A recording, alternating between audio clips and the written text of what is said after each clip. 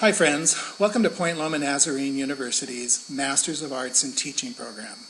We wanted to give you a bit more information before you consider finishing the admissions process here. We have 3 semesters in the program, fall, spring, and summer, and each are broken into 2 8-week quads. Candidates typically take 2 classes per quad, meaning that they would be here 2 nights a week. You can go slower than that, but not faster. Courses are held from 4:30 till 9 p.m. and are all held on the 4th floor here at the Mission Valley campus.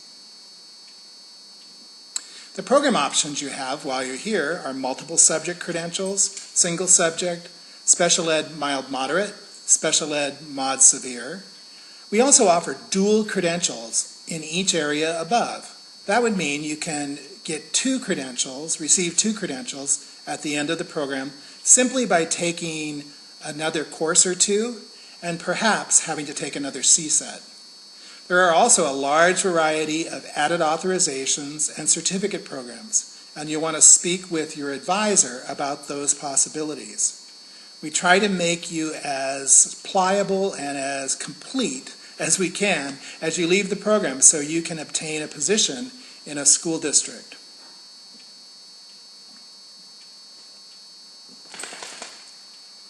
While you're here, you'll participate in what we call the teacher performance assessments. You've already taken the CBEST, and you will take the CSET while you're here, but you'll also take 4 examinations that are linked to 4 courses in your program. You will register for EDU 600A. It's an online course that teaches you about these teacher performance assessments, called TPAs. They must be passed in order to move forward in the program. Dr. Connie Campbell oversees the TPA program, and the course that you take was written by her, the online course, and it will prepare you for the testing system. While you're here, you will do a total of 60 hours of fieldwork. It's linked to 3 times to 3 different classes at 20 hours for each. The university will make your placement. You apply for fieldwork on the clinical practice website. You must have a TB test and fingerprinting completed. When you have those, you would turn those documents in at the front desk here at Mission Valley.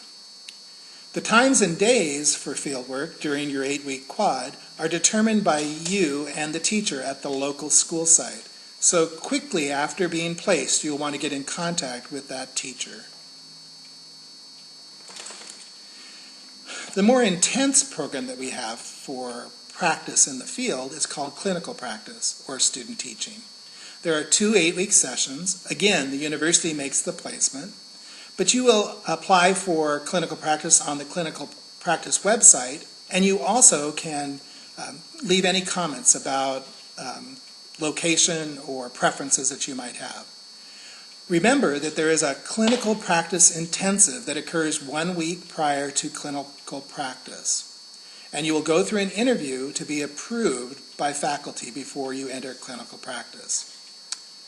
While you're here, there are a series of gates that you must pass through in order to successfully move forward in the program. The first is the admissions process that you're in now. While you're in Ed 600, your very first class, you must turn in a copy of the first CSET registration. You also, by the end of that class, by the end of your first quad, must pass one of the CSETs. And you'll successfully participate in an advancement interview. The advancement interview is a series of 5 questions that you're given, which you will video yourself answering during class. Professors will review those answers, and they'll call you in if they need any further clarification.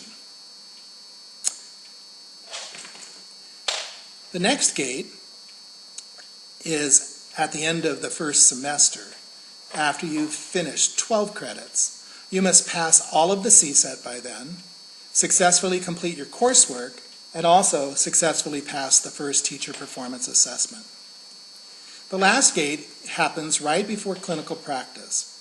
You must successfully complete the clinical practice interview with professors, pass TPAs 1 and 2, and successfully complete all coursework.